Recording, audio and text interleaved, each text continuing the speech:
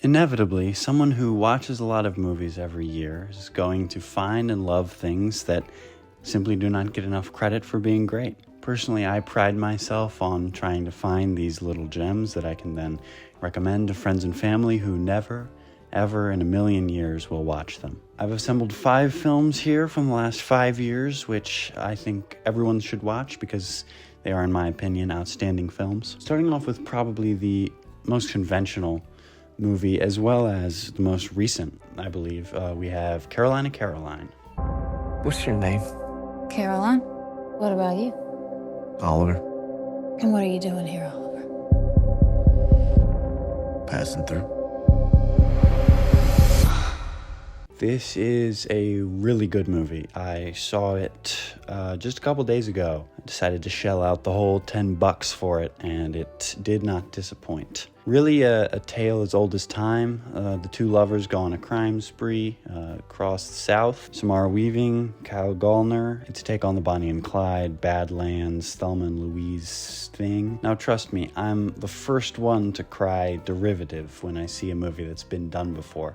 That's what makes me so much fun to watch movies with. But there's something so effortless and hard-hitting about this film in particular that made this ancient formula feel fresh. The script is ridiculously tight, truly seamless. Every scene matters, the events are both believable and entertaining. The montages are to die for, and the characters are almost too well written, to the point where when things get tragic or tense, it's almost painful to watch. I don't want to give anything away, but yeah, if you're looking for a simple tale told well, this is definitely a movie I would check out. The next one I want to talk about is from 2024, I believe. It's a documentary about a Czechoslovakian photographer, and it's called I'm Not Everything I Want to Be. Celý svůj život jsem byla přesvědčená, že jsem fotograf. Ale nikoho to nezajímalo.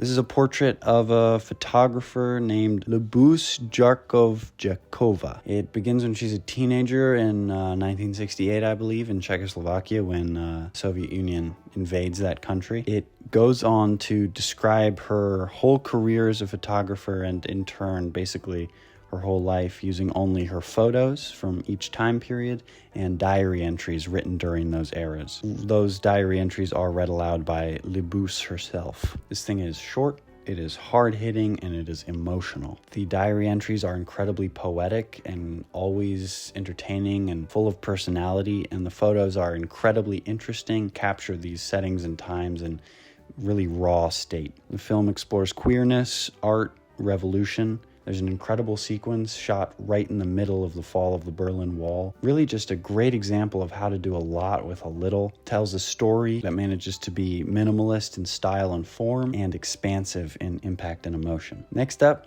we've got Bāhubali.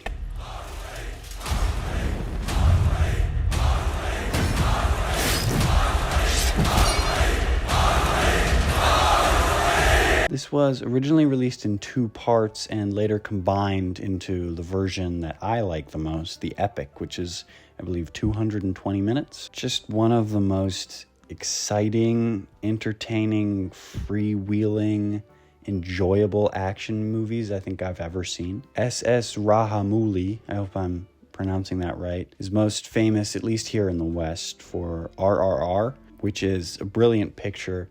Maybe more of a cohesive, coherent film than this one, but I don't think its highs quite match up with Bāhubali's. There are just some jaw-dropping moments of brilliance in this. It's sloppy and all over the place, but its magical grandeur and unabashed silliness just make up for any shortcomings. The action sequences, the dance numbers, the original songs are all just so good. It puts 99% of Hollywood action pictures to shame. It's certainly an undertaking to watch. It's really long, but I don't think I've ever experienced escapism in cinema quite like this before. Lousy Carter.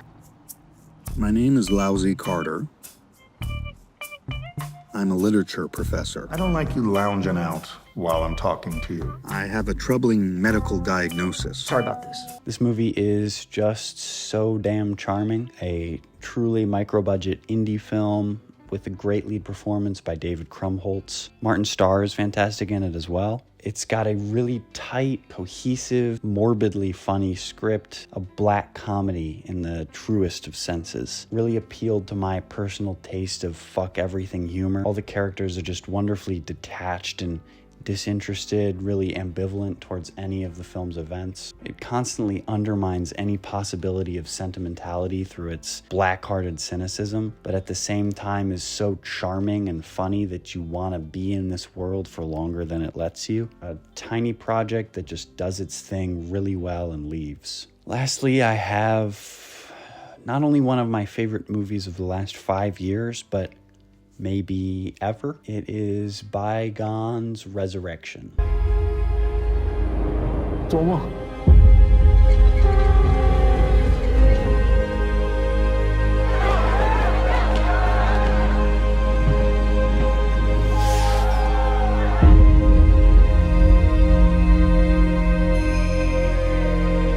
I saw this in a theater one day, completely blind, because I had nothing going on for 3 hours and I saw it was playing near me. I came out of the theater a changed man, and on the walk home, pre-ordered the DVD despite at the time not even owning a DVD player.